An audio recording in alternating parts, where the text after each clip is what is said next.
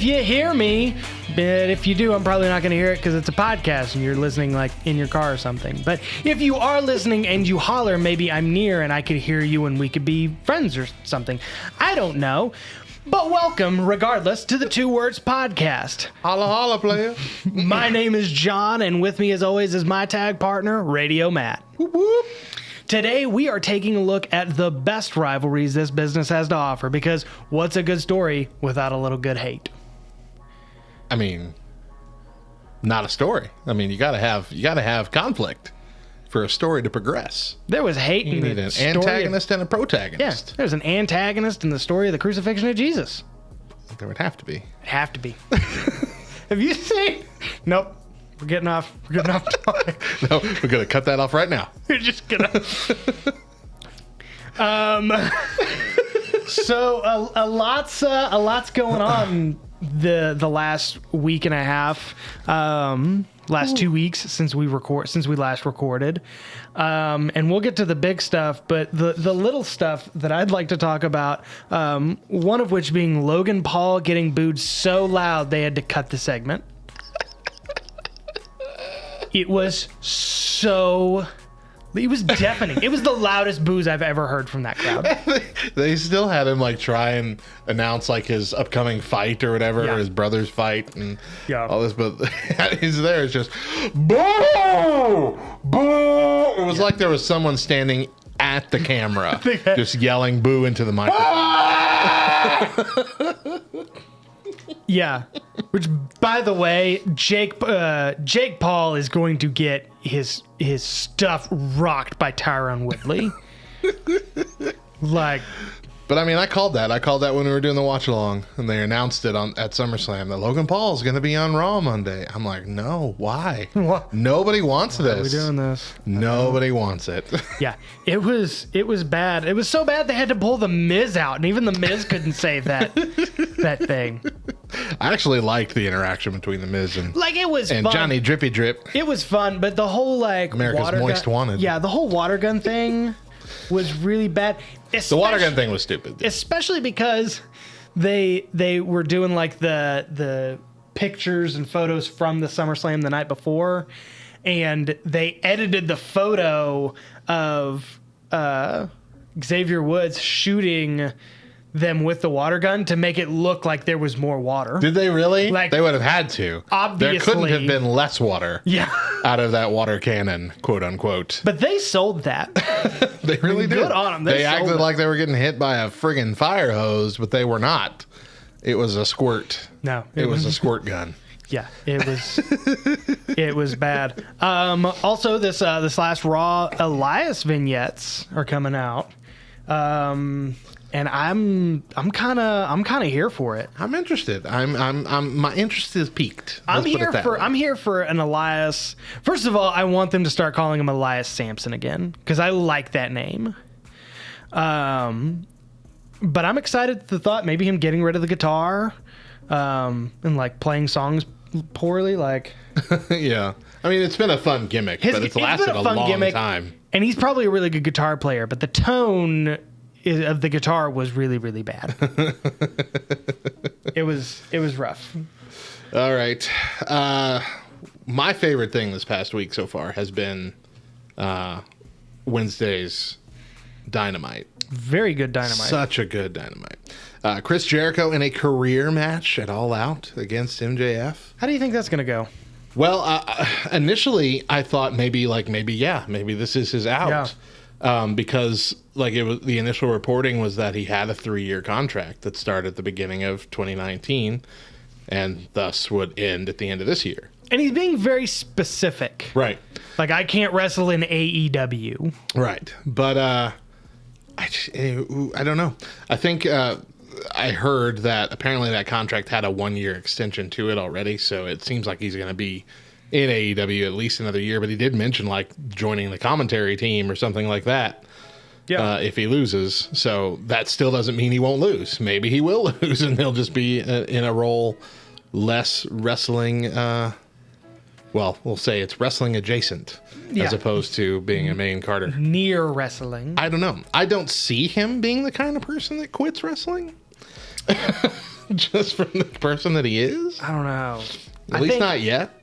If I were Chris Jericho, I'd be looking at Ric Flair's career and being just like, there's got to be a point sooner than he did. Yeah, but I feel like that's still years away. He's still pretty far away from it, but yeah, I don't know. Also on Impact, CM Punk came out, or not on Impact. Dynamite.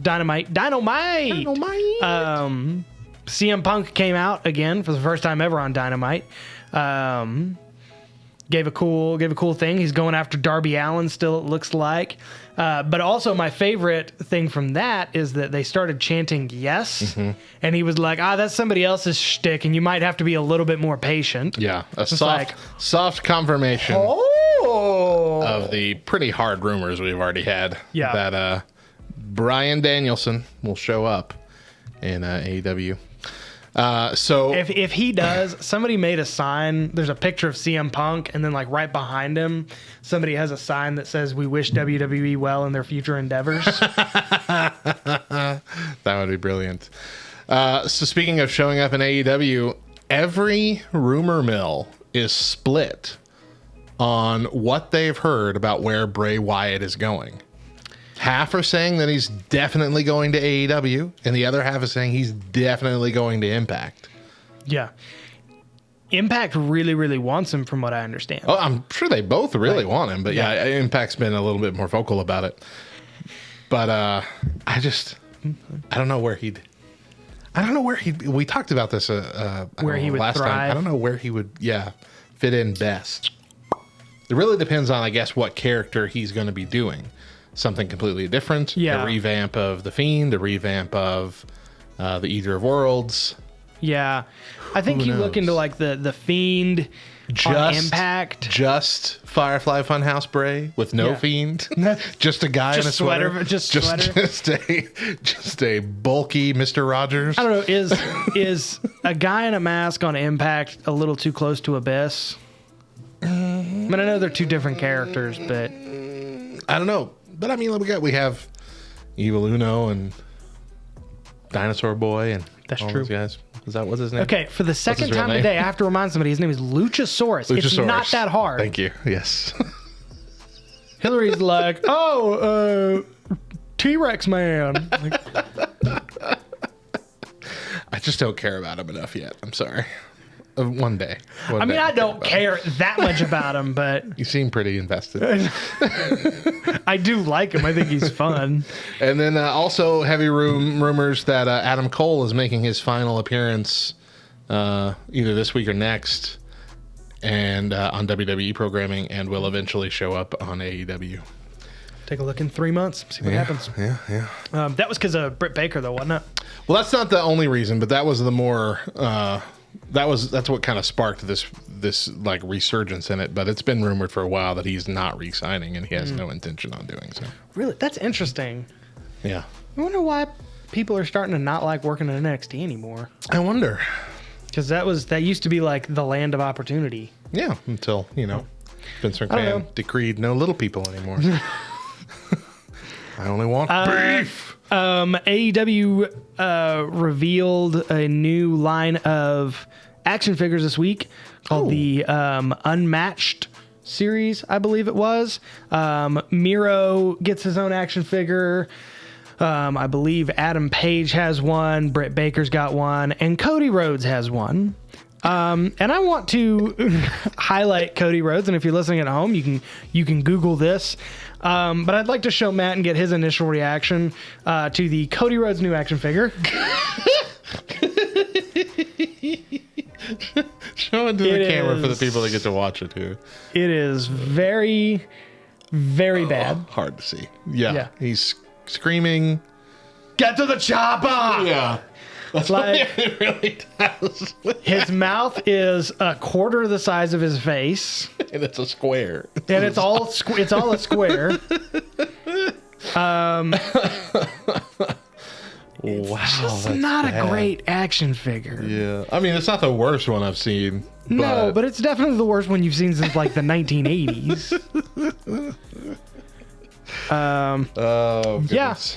And but leading into that, we're getting another wrestling reality show in Roads to the Top.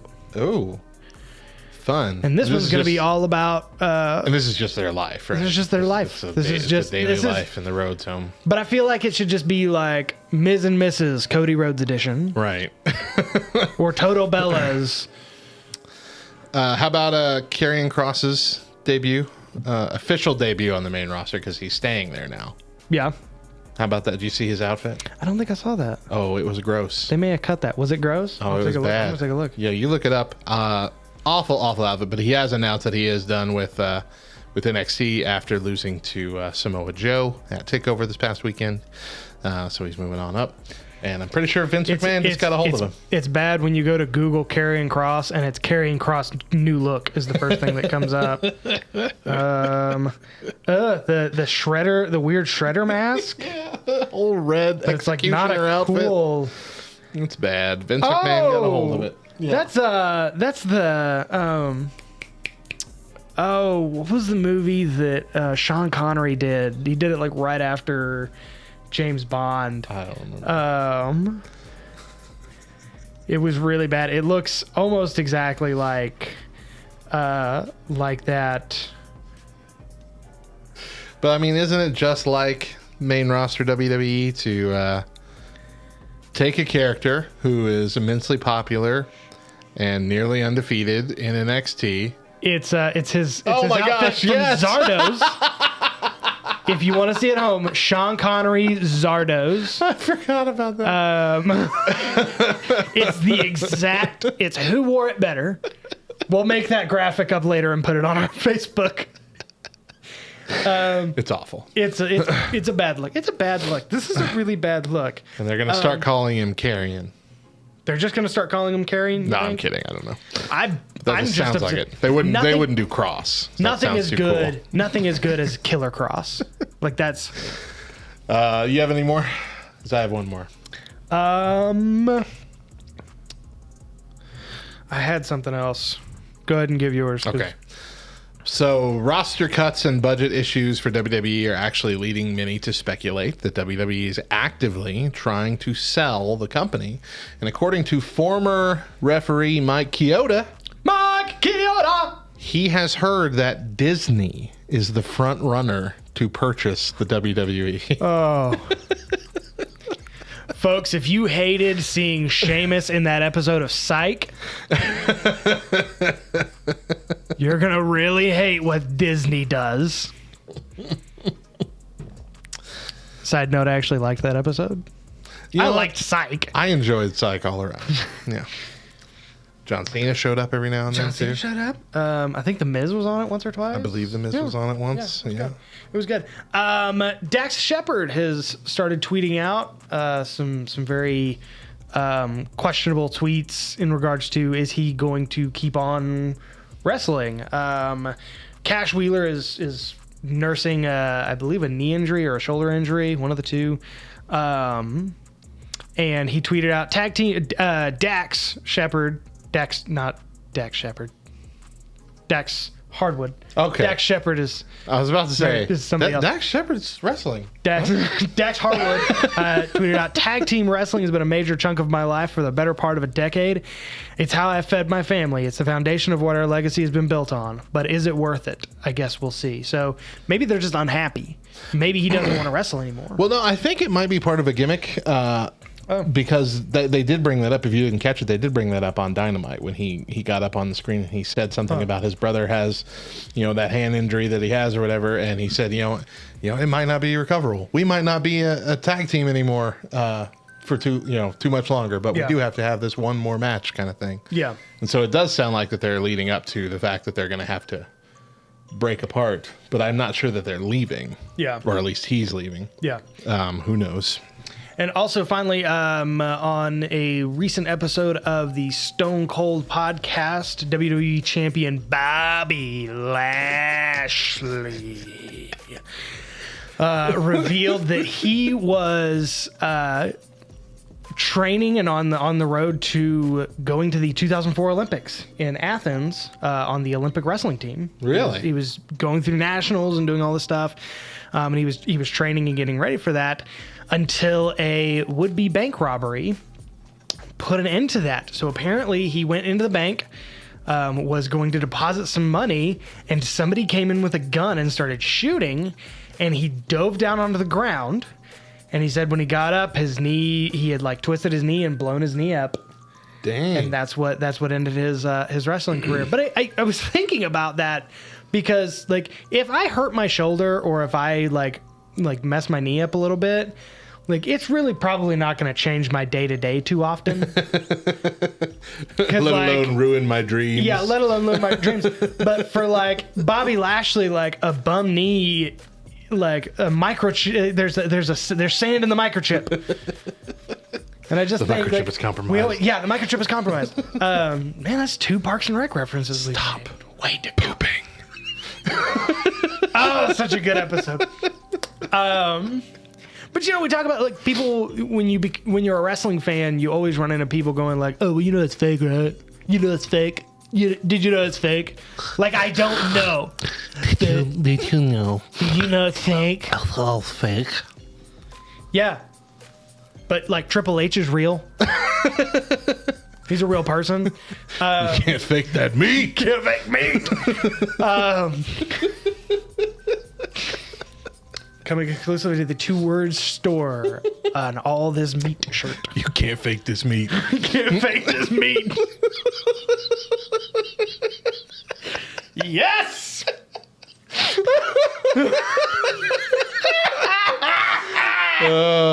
It's just a picture of a steak. Some hot links. Oh, gracious. All right. Well, because they, like, getting back to it, they always talk about like, oh, it's fake. It's like, yeah, but these are real athletes. Like these are people who are finely tuned machines, Right. to do something. So I don't know. Well, when we come back, we're going to be talking about SummerSlam, the good, the bad, and the Brock Lesnar haircut. Stay here.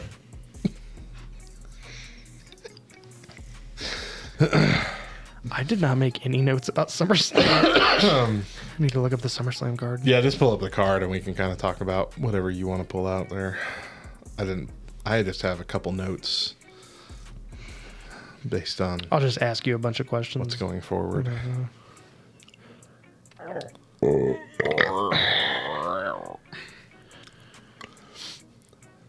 Okay. And welcome back to the 2 Words Podcast. We're going to be talking about... Restart that one. Rewind. And welcome back to the 2 Words Podcast. This last Sunday, we did a live stream of SummerSlam. Well, I say we did this live stream. Matt heroically did 4 hours of live streaming alone. I think it was 4 hours and 46 minutes was the so entire video. Much. It was such a long pay-per-view. It was. Filled with some good stuff, filled with some bad stuff. It wasn't terrible. No. It definitely was in the higher level of the last year's pay-per-view. Yeah, had we been together, it would have been a good experience. Would have been a bit better, yeah. But let's just go down the card. Let's go down the chain of events and see what we thought about different stuff. Okay. Big E versus Baron Corbin. Nothing really special for the match, other than Big E won his briefcase back, which it was a funny kind of throwaway match. Just to beat up more on Baron Corbin, which I was all for. It's weird that the story is somebody stole something and I have to win it back. But still, like somebody stole my legally binding document and somehow.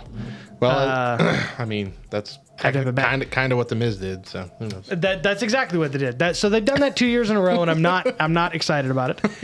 The Raw Tag Team Championship: AJ Styles and Almost versus RK Bro. That was good. Very happy with that. I think that Randy Orton hanging out with Matt Riddle is a good thing. Yeah, it's been an up and down roller coaster, but all entertaining. It's made Matt Riddle like watchable. Agreed. Yeah, it's even though he's still annoying, he's still just as annoying as he ever was. But now he has like a motivation behind that annoyingness. Yeah, it's like a pinky in the brain kind of thing. Yeah, it's like the same level of devotion that Mick Foley had for The Rock with the Rock and Sock Connection. Yeah, except a moron. Yeah, that's exactly it. But funny, and it's intentional. I'm not really insulting him. That's his character. Yeah, and it's great. I forgot to talk about this. Mick Foley, speaking of which, I was watching the WWE Ruthless Aggression series that they have on Peacock. Ooh, I'm behind on that. And they were talking, I'm way behind on it, but I watched the one on Evolution, which is good. But they were talking about Randy Orton taking on the moniker of Legend Killer, and there was a portion where they showed him spitting in Mick Foley's face. And my initial thought was, how very un-COVID friendly. Like, how did we not... How is this the first pandemic of my lifetime? Like, we're doing this for fun. Yeah.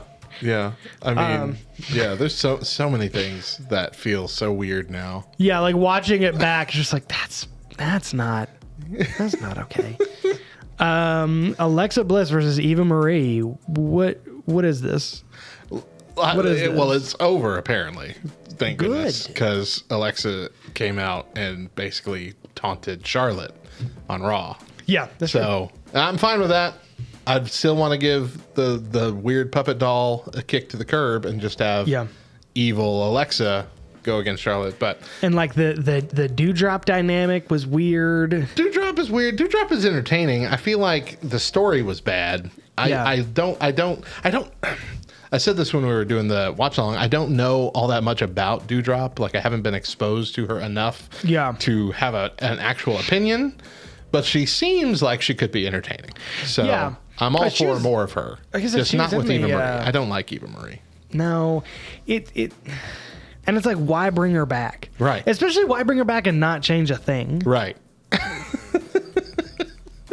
Like, this is one of the few times where what you were doing wasn't working and you had to cut somebody, and now you're bringing them back doing the exact same thing, and it just doesn't. Yep. If she has a wardrobe malfunction, it'll be the exact same. It won't be any different. Dewdrop was in the Mae Young Classic, I think. Yeah, someone said that. One of the women's things. Yeah. Sheamus versus Damian Priest. I'm all here for that too. I'm all here for Damian Priest. That's good. I'm glad Damian won. I like him a lot. I'm liking him more and more every time I see him. Pardon me. Cut a burp there. I kind of wish they'd get rid of like the... I'm trying to be more family friendly, Matt. I wish they'd get rid of the chains. Oh, I got you. Yeah. Yeah. Okay. I wish they'd get rid of some of that stuff. Like, it's a very strange aesthetic for me, especially because he's like 9 feet tall. Yeah. And he's cut from granite. But still, good character. I like Damian Priest, and I like him working with Sheamus. I think he's gonna be a good United States champion. And now I guess Sheamus is going up and trying to pick a fight with Bobby Lashley. Oh man, which we wanted Brock Lesnar and Bobby Lashley as a society. Yeah, but that's not what we're getting. Apparently not, because apparently Brock Lesnar's face now. Yeah, he's gonna be this could be great. It could be. It'd be better if he's just like this, like the anti-hero. Where it's just I don't know. I don't know. Gonna beat up everybody. Just having him come back and like, look, I found myself. I ate some meat. I drank some coffee. I had some alone time. Did some praying. Right. Meditating. Just come back as just the nicest, sweetest guy. Hung out with my wife. Let her bench press me. I bench pressed her. But no, it's probably going to be the anti-hero, given that he beat up John Cena as soon as the camera went off. Beat up John Cena. SmackDown Tag Team Championship. The Usos versus the Mysterio. I forgot that even happened. Yeah, I don't remember who won that match. The Usos. The Usos. Okay. That, yeah. Let's just stop it. It's enough. It's enough already. We're done. We've got the good story with Ray and Dominic. They can like, I just want them to do like Latino Heat Part 2. Yeah. Like, I'm good with that. That's one of the things we said. If it would be so much better if Eddie was still around right now. Yeah, because then they As start Dominic was joining, because it would have been great. Yeah, would have been super fun. Yeah, I think it's time. The problem is, and has always been, with WWE, save for a very brief period, is that WWE does not care about a tag team division. And so we have all of 5 tag teams in the entire roster. And so there's nobody else for them to fight. Yep. It's the same fight over and over and over. I'm sick of it. And what they have to understand is that tag team wrestling is what made the Attitude Era so fantastic. It really did. All of your tag teams. Because you had factions that and that's one of the reasons I believe AEW is winning in the rates right now. that's why I don't know if they're winning in the ratings, but they're winning in my heart. That's why we loved the Hurt Business. That's why the New Day has become one of the most popular tag teams of all time. Very, very pleased with that. Let's go to something, or very unpleased with the tag team division. And let's go to something else we're unpleased with. Bianca Belair versus Sasha Banks. That was such... Bianca Belair versus Carmella. No, wait. Bianca Belair versus the returning Becky Lynch. It was such a roller coaster. I'm like, ready. This is going to be a fantastic match. It was a great match at WrestleMania. It's going to be a great match now. And then, she's not going to be here. And out comes Carmella. And I'm like, oh, no, I don't want this. I was very disappointed. And then Becky Lynch music hit. And you posted that picture of my face. Yeah. And I'm like, what? It's happening? I was not prepared for it to happen right now. She come out, what? We're going to have a match right now? All right. I look down to change the words of who's fighting. And I look back up and the match is over. It was done. So down again. It's a very much down. A Goldberg match. And look, someone said this might have happened really quickly, and they might not have had a chance to put a thing together. But apparently, they knew that that Banks wasn't going to be wrestling for several days before the pay-per-view, which would have been time for them to get a match together, an actual match that could have blown. She even said the words, "Let's blow the roof off this place," before Belair agreed to the match right there on the pay-per-view, and then. Boom, manhandle slam, it's over. Do you think they just don't trust women to call matches in the ring? I don't know. I don't know how many people you think they do trust to call matches in the ring? Few, probably. It's just, I mean, it was sad. So I'm not there, and they're going to turn her heel. Becky? Yeah, which is what they did last time, and you saw how well that worked out, WWE. So good luck. We decide if Becky Lynch is a heel or not. That's essentially how this works. We are not butching. But yeah, so it was a bummer. It's great that Becky Lynch is back, and that kind of stems it a little bit for me. But it was just a bummer match. It could have been really good. Yeah, could have been something a lot better because of the champion or the former champion's right to a rematch. I'm hoping we do get a really good Belair Lynch match soon. Yeah. Next pay-per-view. Let's get it at the next pay-per-view. Nope, not the next pay-per-view because it's Crown Royal. Crown Jewel. Crown Jewel. Crown Royal. I might want to drink a Crown Royal. I'm going to need Crown Royal to get through watch it. But yeah. Because I don't think either one of those women are going to be like... Because... No, never mind. I was going to say, because I think Belair was also in the Marine Corps, but I don't think she was. It's like, I didn't fight for this country just so I could go over to Saudi Arabia and wear a T-shirt to wrestle in.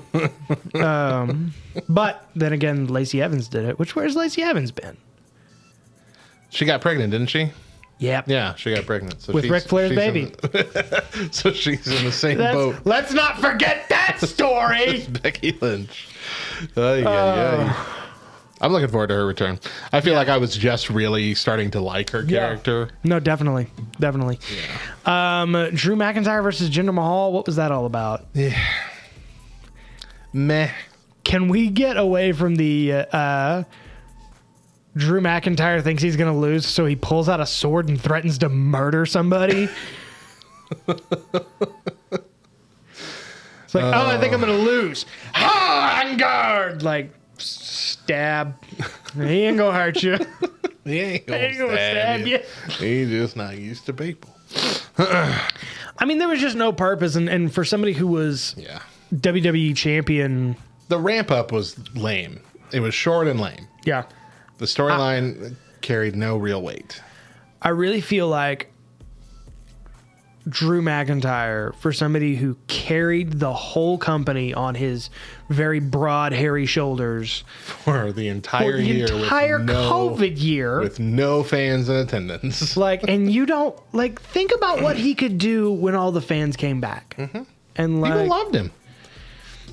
I just don't understand that. And I like Jinder Mahal. I like him. I mean, I don't like, there was some stuff towards the end of his last run I didn't really love, but like But the it wasn't bad. the modern day Maharaja thing, that was Some of his good. best. For sure. 100%. Yeah. 100%. Raw Women's Championship, Nikki ASH, Charlotte Flair, and Rhea Ripley. Yeah, it wasn't a surprise. It wasn't terrible. It wasn't great. It was all right. Charlotte Flair is really upset with people because they think she got plastic surgery because she did. And people noticed. I don't know. It was an okay match. Like, it was an okay. I thought but you were like, about to launch into a diatribe about her plastic surgery. I'm just saying, like, you can tell when somebody's nose isn't made for their face. Like when they mess with their noses, you can tell because everybody knows is meant for their face. Don't get a new nose, people. The one you got is better looking than the one you gonna get. Look at Michael Jackson. Or don't look. Or don't. You shouldn't. It was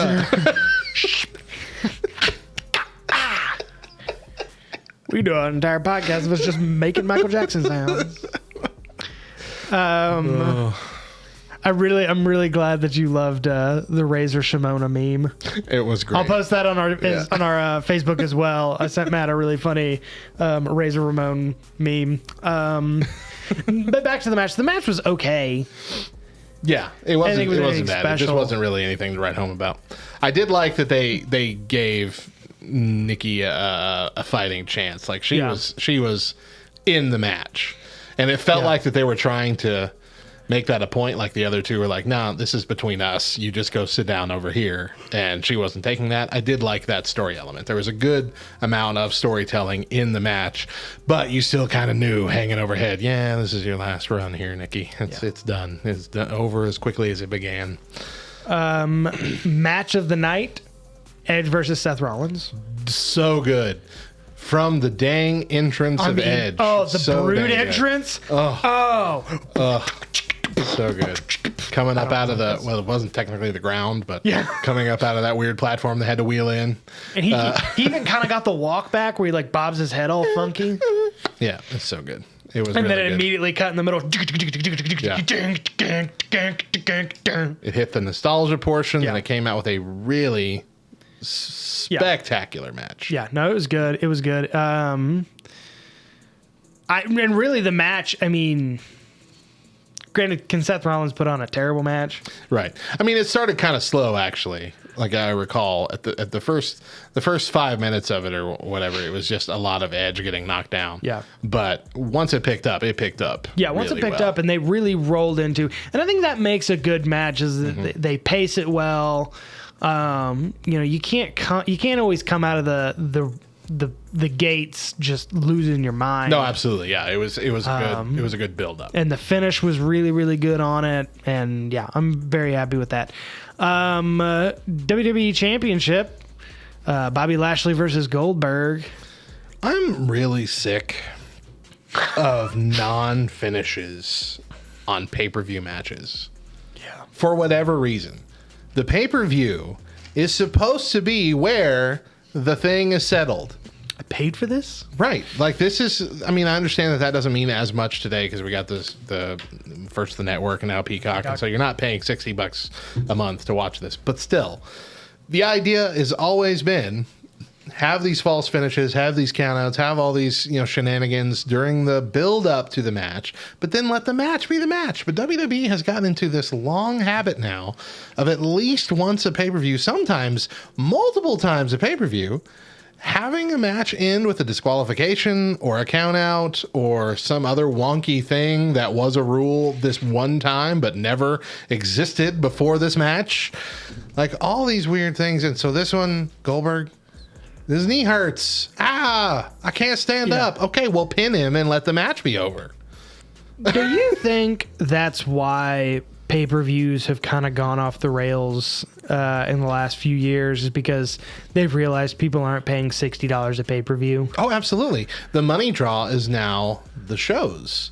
Yeah. The money draw is not the pay-per-views, because the pay-per-views are now a part of your deal for getting the... But the shows aren't getting any better either. Well, that's true. So that's weird. But then... Well, SmackDown's still pretty good. Yeah. This then Raw sucks. that all led into Bobby Lashley coming out and MVP trying to... Which MVP's doing the best work of his career, too. I love MVP. Let's just throw that out there. Him trying to defend Bobby Lashley for throwing the air quotes 15-year-old son of Goldberg. Pretty sure he was 15. He's just a big kid. Maybe, but he looks 30. You ever seen the movie Bad Boys when the boyfriend comes to pick up the kid? Like, how old are you? 16. Shoot, you at least 30. And then MVP being like, he'd have done it to you. He'd have done it to your fat butt. He'd have done it to your scrawny legs. Like, just started making fun of people. This is turning out to be a very rude encounter. This is kind of, I think this is bullying. Got the Be a Star out. And finally, Roman Reigns versus John Cena. Didn't really go the way I thought that was going to go. I was very surprised at the finish of that. I laid it out 4 times because I had 4.5 hours to fill on why I thought John Cena was definitely winning this match. And it was I thought a brilliant reason as to why. Multiple brilliant reasons. I was wrong. Yeah. The aesthetic was really, really good, though. It was good. Like John Cena coming out with the belts on the Tron behind him. And the Super Mario 3 theme. Oh my god. I kind of want to buy that shirt. Salivating.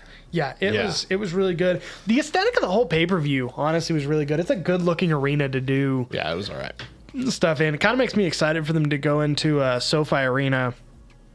Are they going into SoFi this year? I don't remember.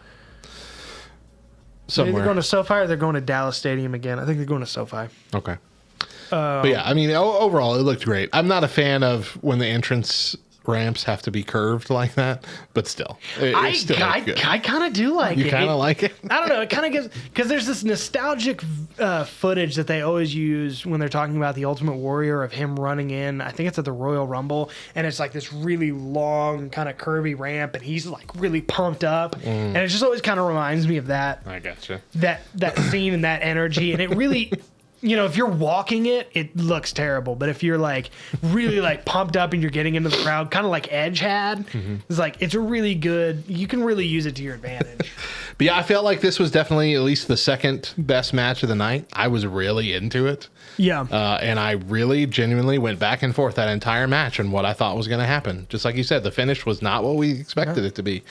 It was really, really good. And then a surprise appearance by Brock Lesnar and whatever that haircut is called. He looks like an onion. He looks like he sells drugs out of his trunk in a parking lot. And like if you don't want drugs, he's also got some bootleg Brooks and Dunn CDs. Like whatever your pleasure. I also buy and sell feet, so whichever way you want to go with this thing. But it was a good surprise though. I didn't expect him to actually show up. I thought he was done for a while, and he is not going to be here long. No, because he's going to lose to Roman Reigns. No, you think? For sure, man. For sure, man. If they didn't want John Cena to win, to eclipse the traitor Ric Flair's. Title. That's fair. Holding run. They're not going to give it to Brock Lesnar, who's going to be here all of 6 minutes. But at what point are we done making Roman Reigns the unbeatable face of the company? Not until he beats The Rock. He's going to beat Brock Lesnar, and he's going to face The Rock at WrestleMania. He's going to beat The Rock. And then after that, that's going to be his mountain. And then they'll do something. Build someone else up after that, hopefully. Okay. Because they can't keep... That's the one thing about a popular heel champion, is that they can't keep him as the champion forever. Yeah. Like, they can keep a babyface as a champion forever, and it doesn't feel like something's wrong here. Mm-hmm. But the longer a heel holds onto the title, and the more faces he buries like The more that, you want it the more out you're of like, there. we have to have resolution here. Whether or not we love this, we have to have someone beat him. Yeah. Even if it's just once and he loses it again the very next night the very next week on SmackDown, and Reigns is champion again, we still have to have something ebb and flow in the storyline. Okay, back and forth. I would overall give the pay-per-view a B+. And I really thought that was going to be John Cena. I thought they were going to give it to John Cena, let him get the 17th title, and then they're supposed to be at Madison Square Garden either tomorrow night or next Friday, SmackDown. I thought just have the rematch there. Boom. He gets it back. It doesn't hurt his career at all because it was a fantastic match. Yeah. Brutal match. Anyway, I'm not going to complain about it anymore. It's okay. This is our podcast. We can complain as much as we want. We got another 20 minutes at most if we want to fill. We can go longer. Again, you're the producer, man. This is your radio show, man. I'll just cut myself out of this. But overall, like I said, I give it a B+. Yeah. It was definitely not the best pay-per-view of the year, but it was far from the worst. Far from the worst. And maybe that's just what they need to do. Maybe they just need to have a Hell in a Cell every year that's just total hot garbage. I don't remember which pay-per-view it was, but normally we do the reactions and then we put like some clips from the reactions. And instead of doing that, we just put up a video saying, apologize here for is how why, bad. Here is why that sucked and it doesn't deserve a proper video. Yep. It was bad. So I feel much better about the product, even though it's still got a long way to go to get back to its former glory, its pre-COVID glory. I'm feeling better. Fair. Well, when we come back, we're going to take a break. And when we come back, we're going to be talking about rivalries. Whoop, whoop. Keep it here.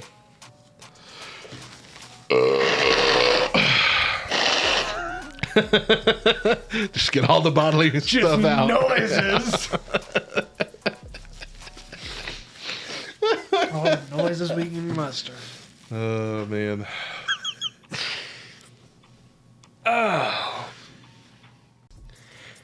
Welcome back to the Two Words Podcast. As we grow older as wrestling fans, you begin to understand that to put on a good product in the ring, you need a good story. And nothing makes a story better than a great rivalry. Mm-hmm. The Rock and Stone Cold. The Rock and Triple H. The Rock and the movie critics for the Scorpion King. It was a bad movie. It was a bad movie. It was a really bad movie. The Mummy, though, the Mummy Scorpion King, though, was good. The second Mummy film. Except the CGI version of The Rock, which was the worst part of it. Although somebody did go back and fix that. There was some like animation studio who went in and put out their own clip and was like, we're going to fix this. That happens so often. Like I remember Justice League came out, the Joss Whedon original version came out, or I guess technically theatrical release, let's put it that way.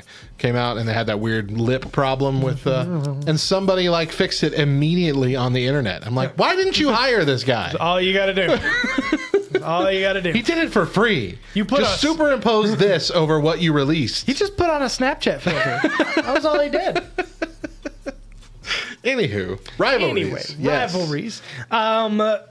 So I guess let's just jump right into the discussion. What makes a great rivalry, Matt?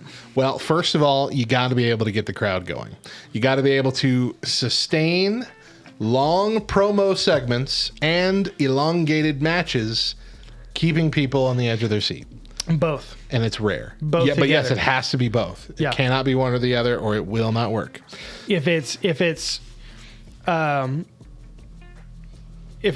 too if you're really good at promos but really bad, if you can't put on a long in the ring, it's just two guys yelling at each other. Right. But if you can put in a really good product but you can't talk to each other, it's just like, okay, it's just two dudes. It's two great wrestlers. Just two good wrestlers, which is fine one-off, but if you're doing it week after week after week after week after week. Yeah. The best example of that is Lesnar and Roman Reigns when they were going back and forth. It was just like, okay, again? Yeah, it's Give us something to care about. neither of them are good on the mic No, themselves. which is why both of them needed Paul Heyman. The only one carrying it was Paul Heyman, which he's phenomenal on the mic, Yeah. but he was not technically a part of the rivalry. We also need a facade of reality. Like, we all know that wrestling is fake. We all know that it's scripted. We all know. Did you know it's fake? We all know that it's fixed. But the best rivalries make us forget that for a moment. Oh, yeah. Like, they make us think, oh, these people really do hate each other. Yeah. Like, I believe that about Seth Rollins and Ed. And they might be the best of chums backstage. But I believe they hate each other because they put on a good rivalry this past couple months. Oh, yeah. It's been enjoyable. Yeah. And it always seems like with a lot of the great rivalries, as they get to a point where it's like, okay, we're about to get into the really, really good stuff. And then WWE's like, nah, you're going too far. This isn't working. Let's dial it back. Because a lot of the stories, and I don't focus on WWE with those particular rivalries because we have more of a Collection.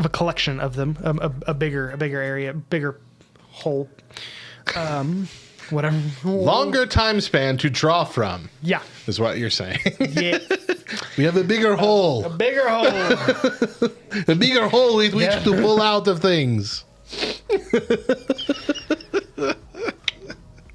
I tried to be family friendly.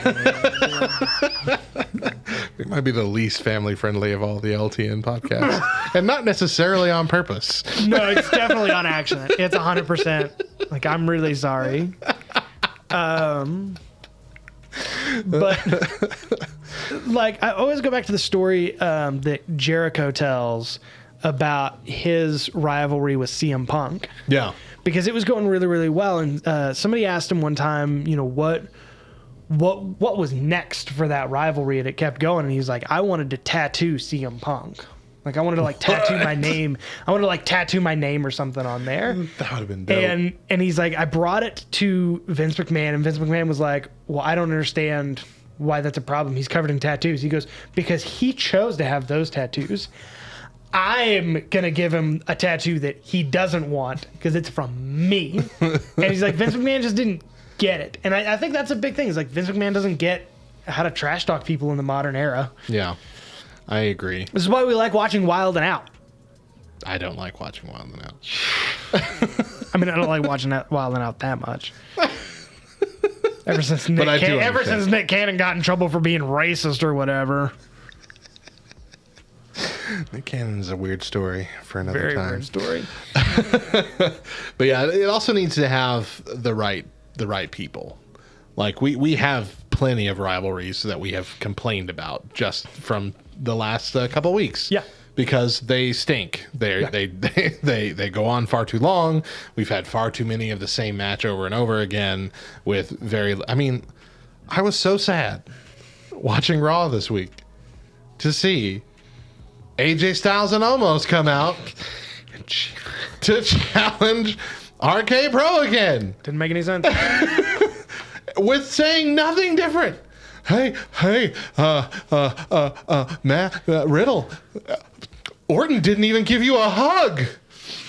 Yeah, Let's have another match. I don't. What is happening? This is not a good rivalry. But again, And they've you have so done much this for talent. themselves. There's so much talent in that group of people.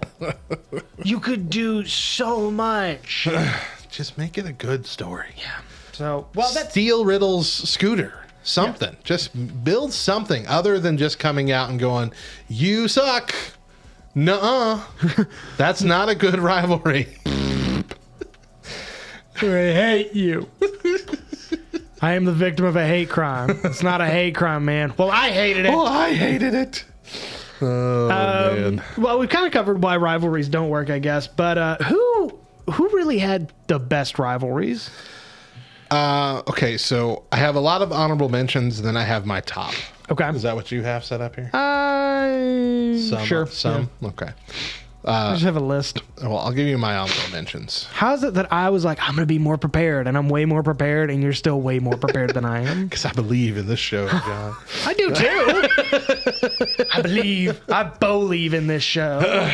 All right. Undertaker versus Kane. Especially early on when they were first introducing Kane as, the Undertaker's brother and all this. It was just absolutely brilliant and terrifying. DX versus the Nation of Domination. Denominations. The Baptists and the Presbyterians and the Catholics, they all got together. No, DX versus Nation of Domination, especially with that very politically correct skit where they came out dressed as all the nation and did the whole thing. I don't want to get anybody in trouble, but one of them was in blackface, wasn't there? Yeah, that was X-Pac. He was out there. And I mean, I don't ever want to get you in trouble, X-Pac. But technically, Triple H was also in like brown face because he came out and he tanned himself more like Rock. The Croc says. But yeah, it was. It was fun though. It was great back then at the time. But then going forward, you had DX versus Mr. McMahon and like the corporation Shane and all of that. all that. And, the Spirit Squad. Spirit Squad, yeah. And that was a great rivalry too. They've all been fun. CM Punk versus John Cena. It was kind of short lived, but it was really good. Sorry. It was so. They crammed so much story because CM Punk was really good. Like I'll never forget that moment. He's like, I'm sick and tired. Take two on this. I love when he came out in the pipe bomb segment. The thing that he doesn't get enough credit for is the beginning of that promo, because he says, he goes, I don't want you to think that I hate you, John. I don't hate you. In fact, I like you. I like you a heck of a lot more than I like the guys in the back. But what I hate is this narrative that you're the best because I'm the best. And it was like, okay, now we have this guy who is definitely the wrestling fans wrestler versus the guy that everybody knows. And now we have story. Yeah. We have purpose. It was really good. And then that moment to see them both, I know we're doing moments later, but this is not in that list, but the moment in that rivalry of them both holding up the Spinner Championship title belt as both claiming ownership to it. Yeah. That's one of those iconic like photos, that get burned into your brain. Yeah. Johnny Gargano versus Tommaso Ciampa. Oh, that's another one of those where the in-ring worked. In-ring was the best part. Oh. Undertaker versus Shawn Michaels, which only lasted essentially 2 years. 3 years maybe, technically into the first one with Triple H. I'm beginning to think that what makes a great rivalry is Shawn Michaels. A little bit. And then Daniel Bryan versus The Authority. Yes. It was delicious. It was fantastic. Because the fans really did take over at that point. Yeah. I mean, they forced it. And it was one of the times that like WWE really listened to people. Yeah. It was like, okay, we can. But they did it well because they made it still feel like that we had to earn it. They weren't listening to people. Yeah. Right. Yeah. Yeah. They played it really well. They leveraged that really, really well. Like when the fans took over Raw. Remember they came out and there was just a bunch of people spilling in from the aisles? Yeah. Yes chants and everything. Oh, it's good. So you have some from my list, but Shawn Michaels versus Bret Hart. Yeah. Yeah. That one was that one and it went back and forth. That was a genre defining one. And it got ugly. But I think that what made those really work, and made a couple of these really, really work, is like most of the people in these rivalries are actually best friends. But not that one. Well, they were. They were, but I mean, towards the end, they hated each other and then did again for years. Yeah. After they were really good friends. Flair and Dusty Rhodes. Yeah, that's a classic. It pretty much defined having a rivalry. That's true. That's a pretty classic I beat Ric Flair 25,000 times in a row, baby. Love that. Austin McMahon.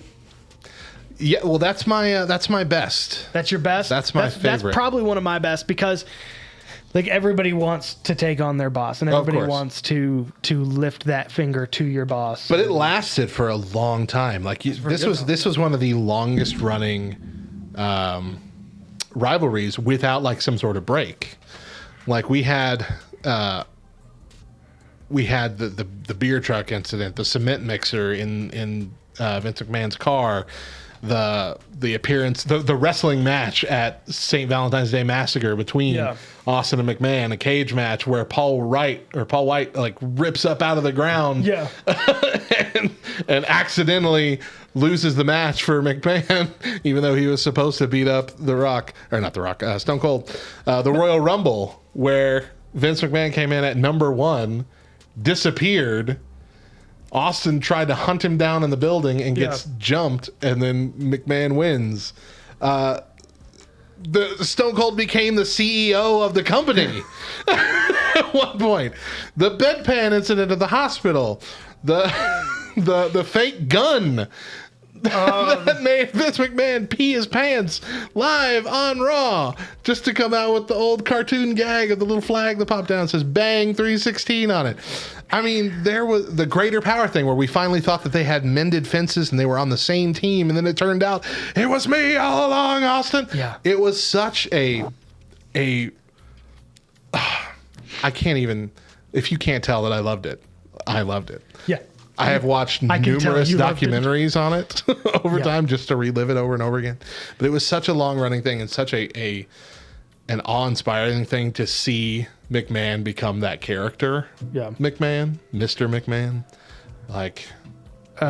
Loved it. I'm gonna go with my final mention before I get to one that I think I've got 2 mentions and one that I think really could have been great. Lita and Trish Stratus. Ooh. Because I don't think, Charlotte came out this last week and was like, I started the first women's revolution and I'm starting another one.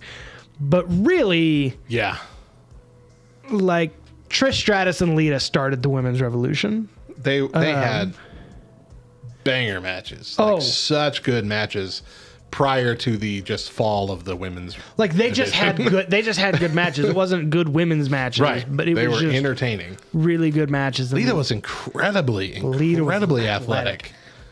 Like almost on par with the Hardy Boys that she was hanging out with them most of the time.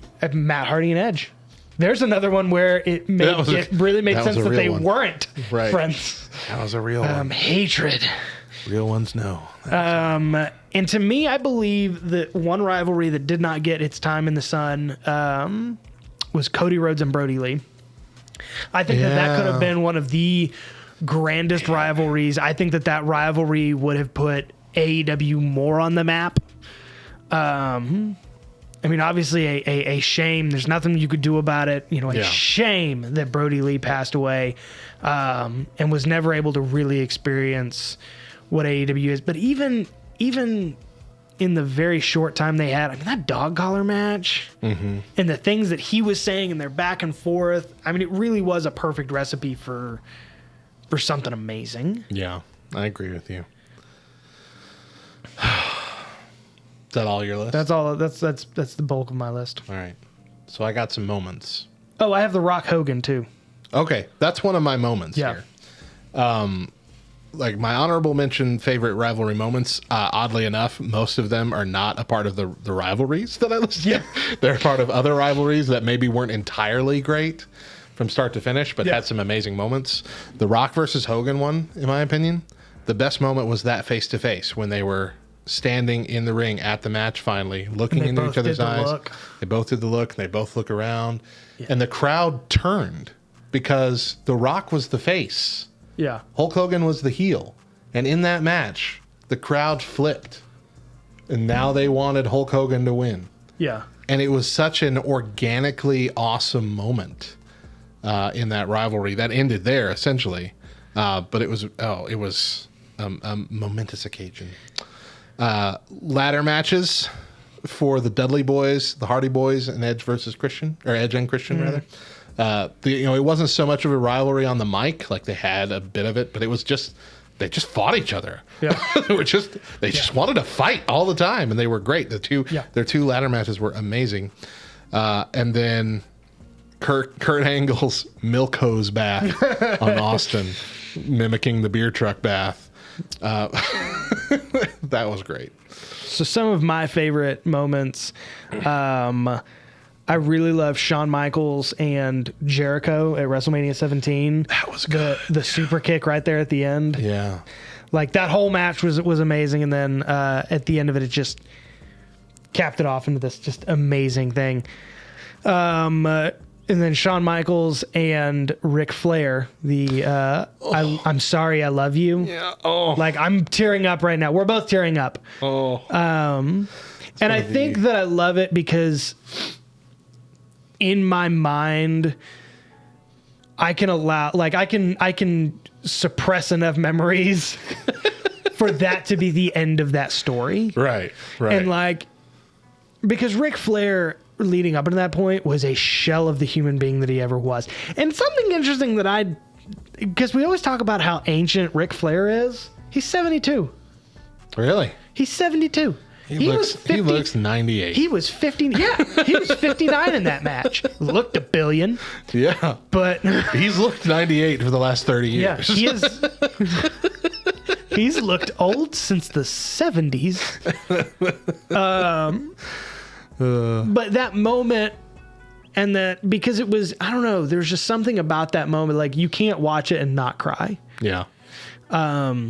Because it's so perfect. And then Daniel Bryan versus The Authority when he finally hoists up the 2 belts. Oh gosh, I really want to go back and watch that WrestleMania again because that was such a amazing. Because he had to do 2 other matches that night, right? Yeah, he did one other match just to get into the title match. It was and both of those matches stole the show. Yeah, so that and the Taker versus Lesnar.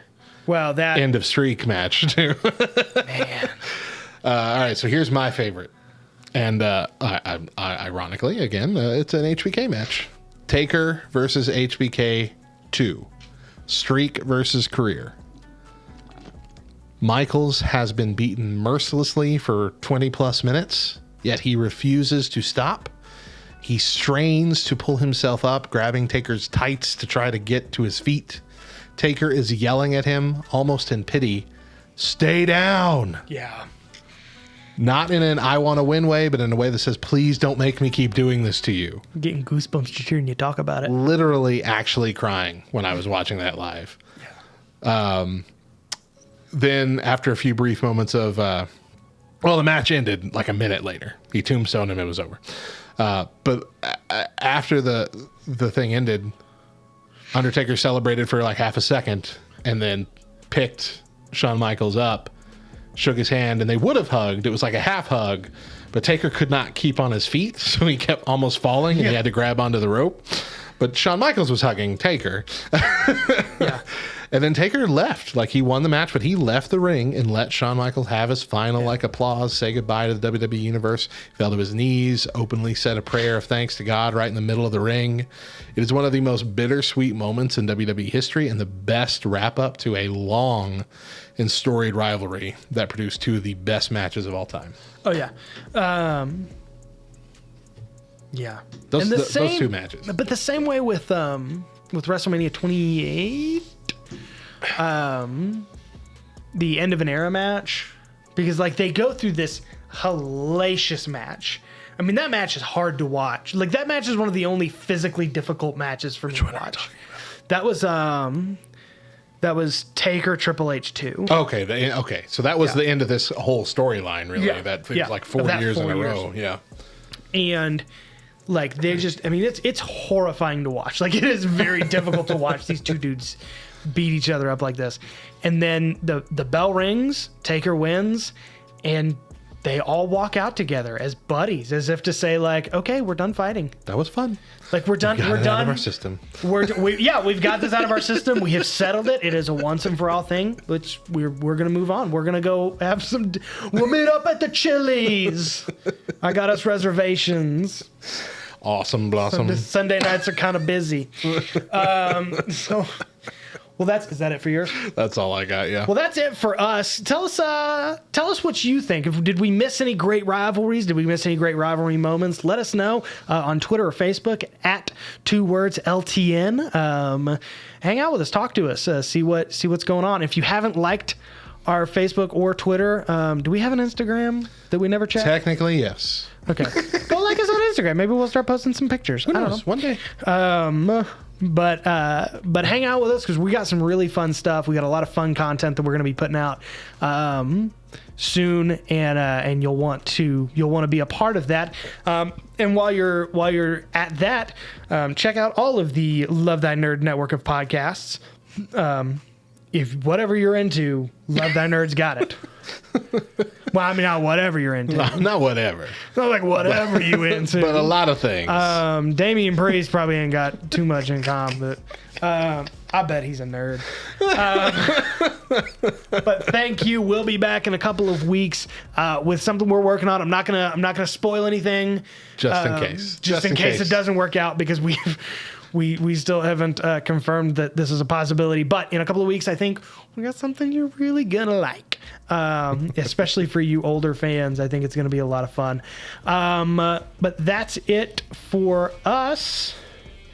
I think.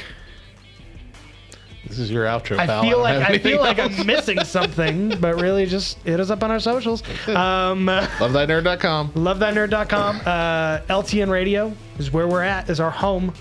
Exclusive home. We have exclusivity with them. It's going to be good. We're going steady. Well, I mean, they're us, so it's not like it's the We're same. in charge, man. The We're same. We're in charge. Same business or whatever. But, Same ministry. But on that note, my name's John, his name's Matt, and if you're not down with that, well, we got 2 words for you.